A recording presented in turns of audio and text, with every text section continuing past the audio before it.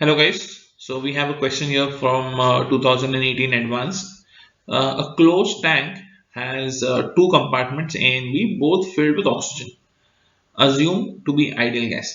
The partition separating the two compartments is fixed and is a perfect heat insulator. इसका मतलब ये है कि ये वाला जो कंपार्टमेंट है ये इतना ही वॉल्यूम का रहेगा, इतना ही वॉल्यूम का रहता है, ये फिक्स्ड है और ये जो यहाँ पे डाइवर्जन है this is a heat insulator का मतलब ये है कि if this temperature is at 400 Kelvin then it will maintain it at 400 Kelvin and this temperature is at 300 Kelvin so it will maintain it at 300 Kelvin.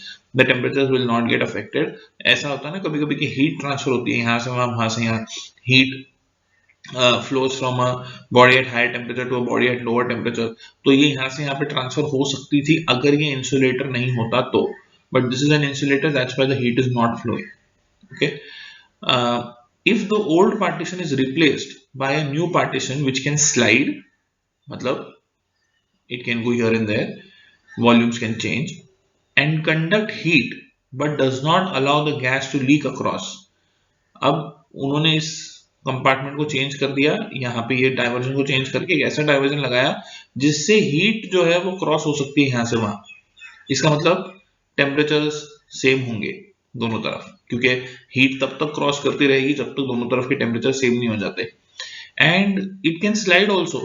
अगर slide हो सकता है इसका मतलब क्या है? इसका मतलब डेफिनेटली ये है कि यहाँ से जितना प्रेशर लग रहा है और यहाँ से जितना प्रेशर लग रहा है वो दोनों सेम होना चाहिए तभी वो जो डाइवर्जन है वो कहीं जाके रुकेगा. अगर वो डाइवर्जन को रुकना है तो दोनों तरफ प्रेशर सेम होने चाहिए, उसी पॉइंट पे वो जाके डाइवर्जन रुकने वाला है. The volume of the compartment A after the system attains equilibrium is.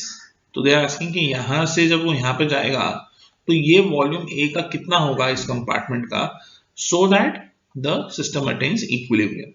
That is what they are asking. ठीक है. So let's understand this. देखो एक चीज उन्होंने बहुत इंपॉर्टेंट यहाँ पे बोली है that the gas does not leak across. Gas does not leak across उसका मतलब क्या है कि ए के कंपार्टमेंट में यहाँ पे जितनी गैस है उतनी ही गैस ए के कंपार्टमेंट में यहाँ पे भी है, बी के कंपार्टमेंट में यहाँ पे जितनी गैस है उतनी ही गैस बी के कंपार्टमेंट में यहाँ पे भी है. The gas is not leaked but क्या हुआ है, प्रेशर एंड टेम्परेचर चेंज हुए. So pressure and temperature have changed but gas के number of moles remains the same. In fact, volume has also changed. Pressure has changed, volume has changed, temperature has changed. The only thing which is being the same in both of these is the number of moles. So what I'm going to do is मैं सबसे पहले I will look for compartment A.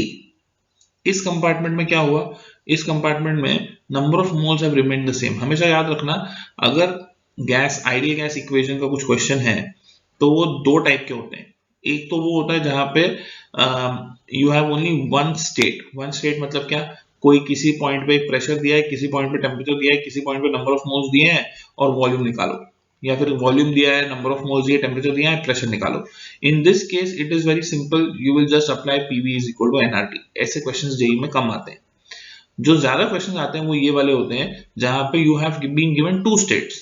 तो उसमें क्या होता है, कुछ तो इनिशियल प्रेशर होता है, कुछ तो इनिशियल टेम्परेचर, कुछ तो इनिशियल नंबर ऑफ मोल्स और वॉल्यूम, और फिर फाइनल में कुछ प्रेशर, कुछ टेम्परेचर, कुछ number of moles and you have to find out the unknown, let's say volume और whatever, temperature, number of moles और वॉल्यूम, ऐसा कुछ होता है and you have to find out some unknown. कुछ चीजें सेम रहती हैं, कुछ चीजें अलग होती हैं.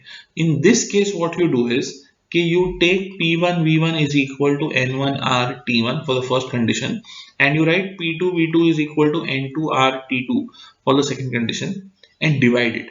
अभी जो भी चीजें सेम होंगी, जैसे समझो नंबर ऑफ मोल्स सेम हुए या प्रेशर सेम हुआ, तो वो कैंसिल आउट हो जाएंगी और जो बचेगा उसमें से we will be able to get our answer. तीन चीजें दी हुई होंगी, चौथा वाला नहीं दिया होगा and we'll be able to get our answer. So this is the more frequently asked type of a question जहां पे you have two different states given and you have to find out one unknown. So यहाँ पे I am figuring it out as if there are two states which are given. Initially कुछ था और finally कुछ है. तो इसलिए initial का I am going to use P1 which is pressure initial which is 5 bar. P1 into V1 volume initially is 1 meter cube.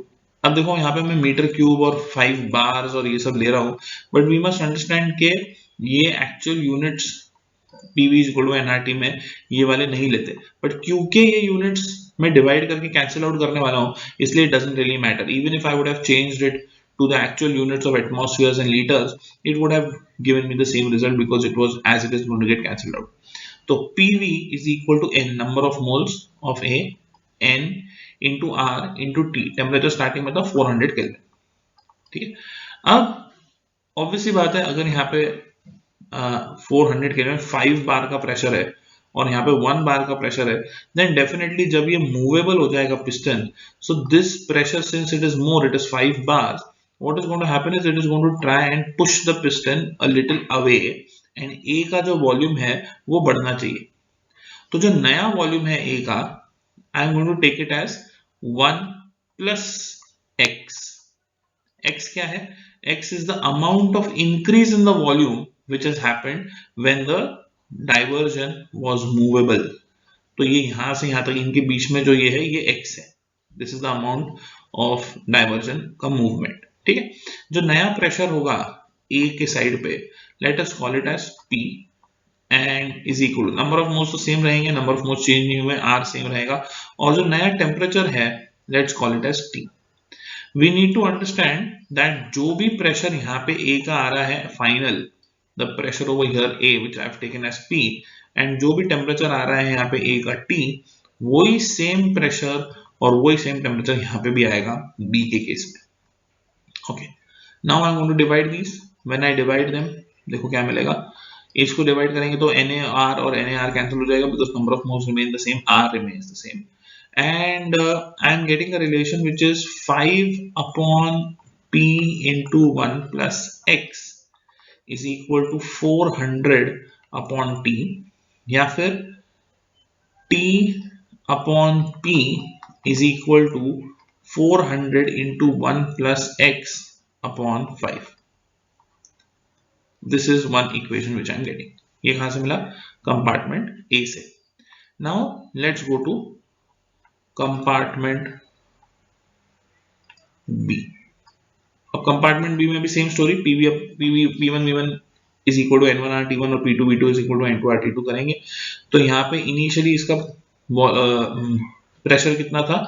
So it was 1, so pressure into volume 3 metre cube is equal to उसके number of moles कितने हैं पता नहीं, but same रहने वाले, number of moles into R into उसका temperature starting में था 300 केल्विन, और लास्ट में इस सिचुएशन में यहाँ पे जब वो आएगा तो उसका प्रेशर है P, volume is going to be C. Now इधर इसका 3 मीटर क्यूब था, अब अगर ये x डिस्टेंस यहाँ पे गया है डाइवर्जन, तो इसका जो फाइनल वॉल्यूम होना चाहिए वो 3 माइनस एक्स होना चाहिए, क्योंकि ध्यान से देखो what happened was that initially यहाँ पे था 1 मीटर क्यूब का वॉल्यूम, ये जो है ए का कंपार्टमेंट ये था 1 मीटर क्यूब का वॉल्यूम, और ये वाला जो है ये 3 मीटर क्यूब का वॉल्यूम है। अब क्योंकि ये थोड़ा एक्स डिस्टेंस यहाँ पे मूव हो गया है, ऐसा अपन अज्यूम कर रहे हैं, और यहाँ आ गया है, तो जो बी का कंपार्टमेंट है उसकी जो वॉल्यूम होनी चाहिए वो होनी चाहिए 3 minus x. So that is why I am taking it as 3 minus x is equal to, इसको मैं थोड़ा सा, let me see if I can do one thing, इसको मैं P इंटू 3 माइनस एक्स ले लेता हूँ, और यहाँ पे नंबर ऑफ मोल्स तो सेम रहेंगे, R सेम रहेगा, और टेम्परेचर जो फाइनल है वो ही रहने वाला है। ठीक है, now again the same story, यहाँ पे number of moles of B R cancel out हो जाएंगे, T को ऊपर ले लेता हूँ और 3 माइनस एक्स को उस साइड ले लेता हूँ। ये देखो ये 3 और ये 100 को भी कैंसिल आउट कर दे, 300 को भी कैंसिल आउट करके यहाँ पे 100 लिख सकते हैं। So what I am getting from this equation is T upon P, मैं T को उस साइड मल्टीप्लाई कर रहा हूँ, सो T अपॉन P, और ये 3 माइनस एक्स को मैं इधर मल्टीप्लाई कर रहा हूँ, is equal to 100 times 3 minus x, right?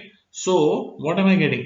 T by P is this also and T by P is this also, तो इन दोनों को इक्वेट कर देना चाहिए अपन ने, तो इक्वेशन, और ये देखो ये 5 8 जा 40, तो 80 टाइम्स हो गया ये, सो 100 times 3 minus x is coming out to be 80 times 1 plus x. Let's solve it on the next slide. So let me take this.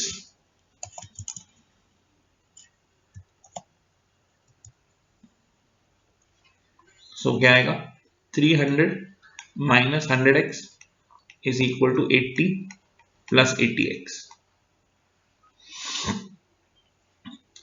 So if you solve it further, you will realize that ये जो plus 80x है, which I'm going to write over here, just a second, ये हो गया 80 plus 80x.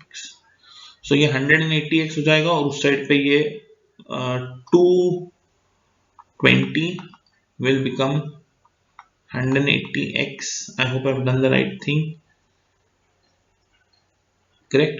और x का value कितना आएगा 22 upon 18. That will be the value of x.